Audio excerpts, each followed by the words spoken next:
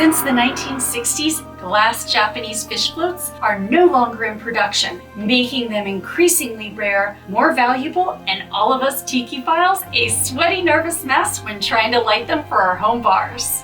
Today I have a mistake-proof, no-drill method that doesn't even require any electrical work. And to celebrate the lighting of our vintage float lamp, we'll celebrate with a low-carb on the high seas version of a Tiki-Ti classic, Ray's Mistake.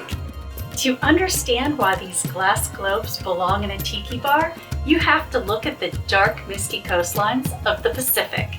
First blown in Japan around 1910 from richly hued blue and green recycled sake bottles, these jewel-toned ballrooms were rugged tools for blue-collar fishermen. But during violent Pacific typhoons, thousands of these blue, green, and turquoise orbs would break away from their nets. They became maritime ghosts drifting completely unmanned across thousands of miles of deep ocean currents for years, bobbing silently through the dark, perhaps even becoming vessels for trapped souls of those who lost their life at sea. And, if not plucked out of the ocean by a naive sailor who wasn't savvy to the curse of the ghost floats, these supernatural relics would eventually be washed ashore by the tides. Landing on the beaches of the Pacific Northwest, where finding one of these glass ballrooms hidden in the beach brush became the ultimate holy grail for beachcombers. When mid-century tiki pioneers like Don the Beachcomber were building their escapes, they bought these exact weathered sake bottle relics by the bucket load. So when you hang one of these potentially haunted vessels over your bar today, you're looking at a piece of glass that literally started its life holding spirits over a century ago. By using a heavy nautical rope wrap, weathered with a quick paint wash, and an espresso brown shop light hack, we are channeling that exact lost at sea aesthetic. But what makes these floats so legendary in design is that their presence in our bars relies entirely on the ultimate concept of accidental drift. They were never manufactured to be beautiful art. They are blue-collar survival tools that broke away in storms, drifted hopelessly in the dark, and became a beachcomber's greatest treasure by pure fortunate chance. And as it turns out, that exact same magic of happy accident is how we got one of the greatest cult classic tiki drinks of all time. In 1968, at the legendary Tiki-Ti, master bartender Ray Buin was attempting to create a completely different cocktail, a complex drink called the Anting Anting, which literally translates to mean a protective witch's amulet. But Ray took a shortcut, ignoring his own precise instructions completely, and he accidentally grabbed the wrong secret syrups and created a total blunder. He almost poured it down the drain, but a regular stopped him, took a sip, and a legend was born. Ray's Mistake became the beachcomber's treasure of the cocktail world. And to keep that genius shortcut energy alive, we're going to be building Ray's Mistake, the low carb on the high seas way. We're combining 1 ounce of London dry gin and 1 ounce of light rum. Ray's original recipe famously calls for 1/4 ounce pineapple juice to create frothy aeration. Since pineapple is a sugar bomb, we're subbing in our custom low carb on the high seas pineapple syrup, complete with a dash of absinthe to cut the sweetener edge, and a touch of xanthan gum to replicate that rich, heavy mouthfeel. You can get this recipe and all the other low carb on the high seas syrups that we're using today in their featured episodes, which will all be linked in the description.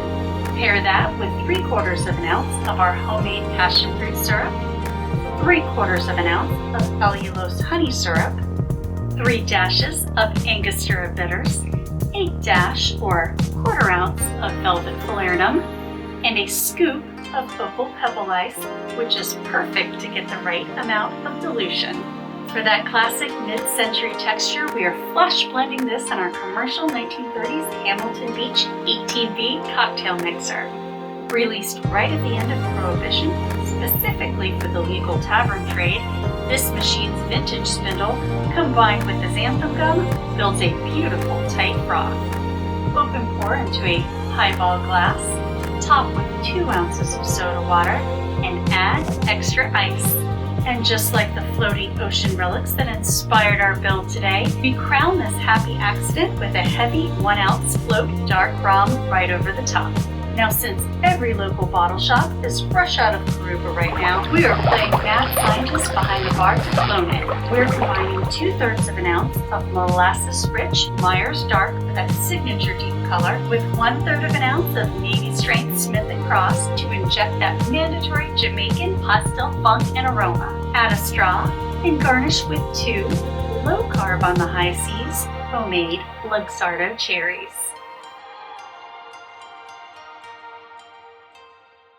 There's nothing better than a drink created from a fortunate accident, gently lit by the glow of a vintage piece of history born of accidental drift.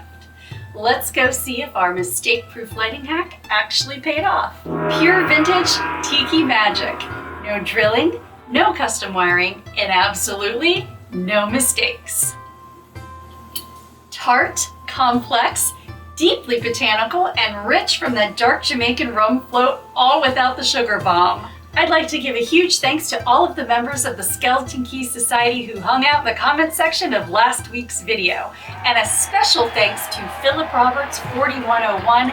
Your comments are the exact reason why we tackled this anxiety-free, mistake-proof project today. Drop a comment below letting me know what you want to see next. If you want to keep swapping spooky home bar build secrets and low carb specs, hit that subscribe button and become a member of the Skeleton Key Society. And speaking of the Skeleton Key Society, get ready for some big announcements regarding the second expedition, and check out our community tab for a poll that will help decide which way the winds will blow for our upcoming premeditated fervor episode and its quarterly free printable theme. So be sure to vote, because the theme with the most votes is certainly going to steer our vessel towards a particular path for our second expedition. Don't miss out on the chance to choose our path and point us in the right direction. Also, we have a massive, incredibly fun, horror-themed Friday Night Feast and Fright episode cooking that you won't want to miss. Until then, hang out for the bloopers, outtakes, and pretty spooky hidden image game. They're sneaking up on us as we speak. So look after your glass, watch the tides, and keep your rums dark. I loved being your haunted hostess. You were a wonderful guest, and you're welcome back always. Farewell until next time. Cheers. Today I have a mistake-proof, no-drill method of making them increasingly layer. You won't want to miss. I just hit the soda water. Bad soda water. For any electrical work. Pineapple juice to create. Let's see if our mistake-proof lighting hack actually paid off. Nothing is on. Wow. Everything is off. Wow. The light is off. And pretty spooky. Pretty spooky. Spooky home bar build.